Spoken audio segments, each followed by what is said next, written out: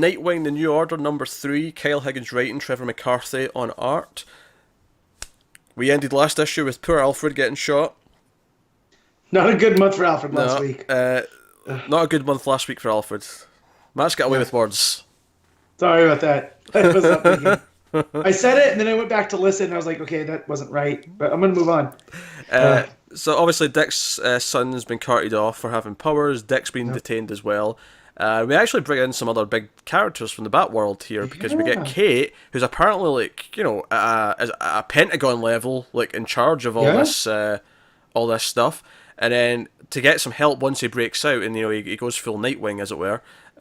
Which that's the funny thing. He gets his suit later on in the issue, but at the moment he like jumps across that table, he looks like Nightwing in action. Yep. Yeah. Yep. It's fantastic. I love how they're kind of using the Nightwing logo for the the organization. Yeah, it's like a really simplified like 3 part of it, and it's like it's like 3 shapes that kind of make the Nightwing logo. Yeah. Oh, and they touch on that with Kate having left being Batwoman, and she always had a difficult relationship with Bruce, and she leaves and after her dad dies, right, becomes a soldier and goes and works for the Pentagon. And when Dick does what he has to in Chicago, she kind of creates the Crusaders and he becomes the face. And it didn't really sit well with her. Like, he gets to be the public face of this program she put together. So, I had issues with this from the beginning just because I don't like seeing characters I like, do bad things. Like, it's just one of the things I don't find that interesting. And especially Dick Grayson becoming like this fascist.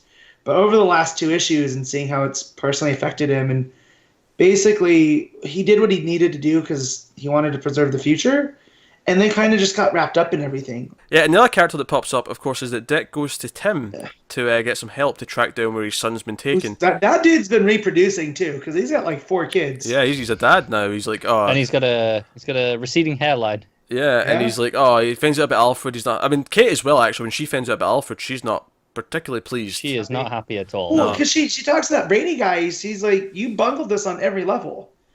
And are we supposed to know who Brady is? Because he mentions his dad's in stasis, and I was like, who is he? I don't know. I think we'll find out because I was racking my brain. But she tells him, don't talk to Nightwing, don't talk to Dick until she gets there. She'll handle this, and basically she's gonna give Nightwing what he wanted. We'll just kind of sweep this under the rug, which kind of shows how some things never change for as much as they do, that they're going to take care of each other in secrecy and make it look like, the outside. And he bungles it at every opportunity. He starts addressing Nightwing and just makes he it just look goes, bad. nah, screw that, I'm going in. Yeah. And immediately as well, it's like as soon as he hangs up the phone, it's like, okay, I'm going in, that's fine. Yep, it's happening. So I feel like Kate's kind of introduced as this villainous character, but she's really not. Like, that's what I like, that this book's really playing with the shades of gray. Whereas I felt like the first 2 issues, they're going, oh man, look at this, this is bad. What had happened that made Dick do this? And now, that he's personally affected and we're seeing the greater world around him, it's really come into its own. And I've really enjoyed this. I don't know if that's, like, are you saying it justifies you? This justifies what Dick's done in the past here for you? Is that what you're saying? No, because I still don't like that. I still don't like he's taking out the heroes and like powers. Like, I love this cover because it looks like a propaganda poster. Yeah. They've all kind of been like that though. Actually, they've all had that style. Yeah, but this one especially because of what the Bat families represent, because none of them have powers, and they're all Yeah, I thought it was really interesting. On that note, like how Tim was kind of on board with it. By the sound, it was like, you kind of did what you had to. The world is safer now. It's like like that kind of. They're all justifying themselves. Yeah. And it's easy to see how people can get caught up in that, even if they know that it's wrong, but it seems like it's pushing all the right buttons. They're just like, they can shut it off and look the other way. And I thought this addressed that really well. So Dick, once he does break out, and after he sees Tim to find out where he needs to go, he actually goes to the Batcave, which is now a museum. People can come in and walk around for $40 and get a tour. But of course, there's some secret sub-levels which no one knows about, other than a few select people. And Dick goes down, gets his suit and a bike and some gadgets and shit. He doesn't get where he's going though, because John Stewart, who is working for the government, stops him. Of course, being the soldier. Yeah. Yeah, it makes sense for him to be doing this. It does make sense, and he's about to punch him again when there's a quick, because the prison that he's going to is in Central City. That's where he's heading. Yep. And just before he gets punched again by John Stewart, there's a whoosh, speedster whoosh, and we have a Flash, who pulls him out of harm's way, takes him to someone else who's standing there. Now, it makes most sense that this is Wally. Yeah. Right? Just based on what it would mean to Dick and the age range and all the rest of it. The first issue talked about that. Yeah. Yeah, we got a mention of him. Yeah. So it makes sense that it's Wally. And there's this woman here who seems to be the some kind of resistance that are now going to help him, which is maybe where you're getting the gifted comparisons even more so. You didn't see who that was. Yeah, I think Pete missed it. Maybe I did, but I didn't. Pete's a moron. Yo, that's Coriander. that's Starfire. Yeah, I don't know how he's missed that. Oh, I did miss that. Look at her eyes, bro. She's still wearing purple. Yeah. If anything, I thought it looked more like Kendra. Oh, you. The gifted, that's part of the gifted stuff, but also the idea that Dick was kind of on board with this until it affected his kid and was like, okay, maybe not. Well, even then, I feel like here. Oh, yeah, I kind of see it. He was just going along with it because it seemed to make sense at the moment. He wasn't thinking about the long-term aspects. Like, even though he had a kid with this alien princess, somehow his kid was going to turn out 100% human. Like, he was just ignoring everything. What's the old saying? Like, there's two kinds of evil, but the worst kind is the good man that does nothing while the evil happens. Right? I know I butchered it. All it takes for evil to win is for good men to do nothing. Yeah. Right. Triumph usually is the word that she used, but yeah.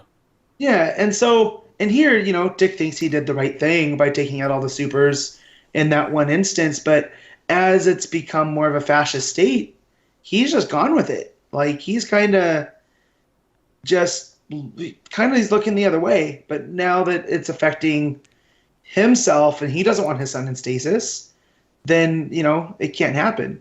And that's why I thought it was really important that Kate was like, hey, look, we won't put him in stasis. We'll do what we can for him and keep it under wraps. Yeah, because obviously he wants him to join the squads. I can't remember the name he uses, but it's basically what Jon Stewart's doing here, like being part of the enforcers. Right. But yeah. And so it's like here's the thing though. I actually feel like this issue makes Dick a bit hypocritical. Yeah. Because it does kind of like. Well, yeah, but I mean, it makes me like him less because it's like, oh, now it's your son, it's different. Mm-hmm. Well, I think when you're dealing with the themes that you're dealing with, then that's what makes it. Because I want to see still what had exactly happened that made him go. Do you know what the problem is with it though? It's like there's not that moment. Like usually in stories like this, where someone's mind is changed because of a personal thing that happens that makes them change their mind. There's that moment where you see where they realize and they change. I feel like things happen so quick with when they came to get his kid, and I don't know. I never felt like they had that moment where Dick... I think that's still to come though. I think now it's still very personal for him. He's caring about his kid, but I think it's going to come later where he's like, okay, maybe I was wrong as a whole. I don't think we've reached that yet. I don't necessarily mean that though. I don't necessarily mean where he realizes he's been wrong all these years. I don't mean that. I mean, it just feels like he's not actually had that change yet. He's just like it really does just feel like without even thinking about it. Oh yeah, it's my kid now, so of course I'm going to do this. It doesn't feel like he had like an emotional moment where it hit him. I think that's kind of the point. It's human nature. The minute. It's like it is his kid, so he's just jumped into it. He's just snapped into action. He hasn't thought about it yet. Well, yeah, but I mean, that's what I'm saying. It makes him really hypocritical. It makes him kind of unlikable almost because he is just kind of going back on his word at a moment's drop without even thinking about it. Yeah, well, and that's why I feel like Corey and Wally now are there, and I feel like he's not going to budge.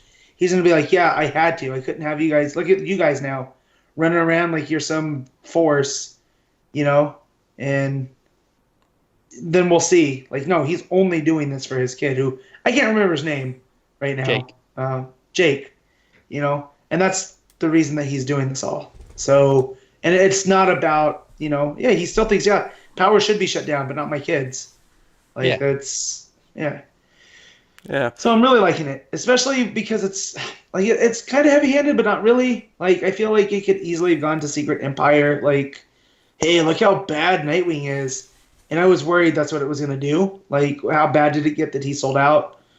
But it really hasn't, because he's like you said, that scene with Brady, he goes from Dick Grayson, leader of the Crusaders, to Nightwing. Yeah. Also, this made it a bit clearer to me that, him getting rid of the powers wasn't just killing them all instantly. It was just getting rid of the powers to begin with. And, yeah. And we saw how he treated Dr. Light. He was like, man, you got to take your medicine. And I still don't think it's right, but he's not like this mustache twirling dude, that was just like, yeah, I'm going to take over the world by taking out all the powers. And yeah, no, it's layered and realistic, which is what makes it scary. Yep, exactly. I never noticed her hair was pink at the end before. Ow! I just never noticed. This is my favorite moment on the show, that Pete's not... That clearly, this is somebody we should know, and he was just like, oh, it's some lady leading a resistance. Like, I love it. I'll be honest, all cards on the table, I'd forgotten this came out this week. I told Matt this before we recorded, and I was like, oh, I need to rush and get it read before we start. I rushed this right before we started the show, so I may have just got to the end page and quickly, oh, I'm done, right, fine, time to go. You definitely didn't actually look at this page. No, look, I remember looking at the flash and thinking, oh, I bet that's Wally. You glanced, you didn't look. Yeah, I was in a rush. Okay, what do you want from me? More than that. Yeah, she's in purple, has the same color hair, and the green eyes. It's look, she's not showing skin. I'm used to her having less clothing than not. Okay, that's the Lobdell defense, and how dare you, sir? The bits under the purple, the Under Armour stuff, is orange as well. All right, fine. What do you want from me? And clearly, she's not brought up, in the flashback about Kate. At their wedding, Yeah, that wasn't a seed at all. No. All right, give me peace. All right, we can move on now. But basically, yeah, I think that's just fine. I am still kind of enjoying what it's doing for the most part. It's funny because Matt was like, "Oh, this is the issue where it's become what it is for me," whereas I was like, "That's probably the one I enjoyed the least out of the three." But I mean, oh man, I'm really digging this book. It's more about the subtext and what I'm putting into it, probably anything, and it could all fall apart in the next issue. But he might have enjoyed it more if he'd realized at the end that this is actually a Teen Titans story now. Yeah, maybe, I don't know. I don't know. I think it's because so far they've still not justified why he did what he did, and I think that's still lingering for me. So the more it goes on, and the more it doesn't give me that, the disconnect keeps kind of being there, but hopefully it'll hit. Maybe when they actually finish the story, I'll feel more at peace with it.